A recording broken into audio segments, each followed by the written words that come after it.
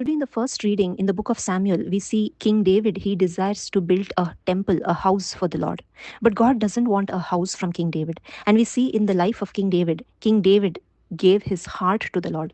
We see in the Bible, God says he is a man after my own heart. And therefore, we see that God never asked King David to build a house. And we read in the Bible that God doesn't desire to stay in man made houses. He says, what kind of a house can you build for me? Heaven is my throne and earth is my footstool. Can we, a human being, build such a great house for the Lord to live in? But instead, what God desires is our heart. He wants to reside in us. That's why in 1 Corinthians chapter 3, verses 16, it says, do you not know that you are a temple of God and the Spirit of God dwells in you? God desires to dwell in us.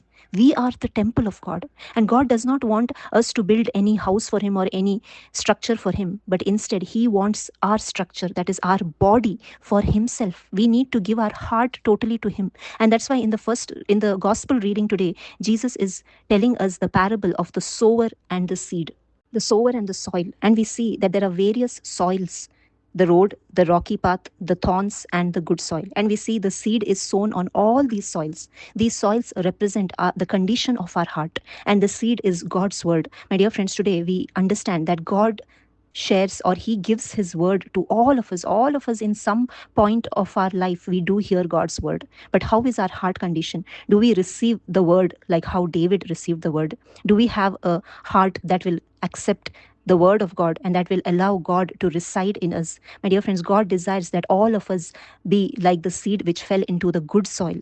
We need to have a fertile heart condition to allow the word of God to be sown in our life, so that this word may grow and it may become a beautiful, huge tree, so that this tree may bear a lot of fruits. And the fruits is the fruits of the Holy Spirit: love, joy, peace, patience. All these fruits can be born in our life only if we receive the word of God, only if we receive the gospel of Jesus Christ, if we truly understand the great love that God has shown to us through the death of His Son, Jesus Christ. When we understand His gospel and when we receive His word in our life, we will be born of the Spirit, and only then we can bear fruit. And God wants all of us to bear fruit in our life. And that's why Jesus says, to you has been given the mysteries of the kingdom of God, but those who are outside get everything in parables. My dear friends, today, if we want to understand the mysteries of the kingdom of God, we need to have a listening ear. We need to have a heart that is open to God's word. That's why Jesus kept saying, he who has ears to hear, let him hear.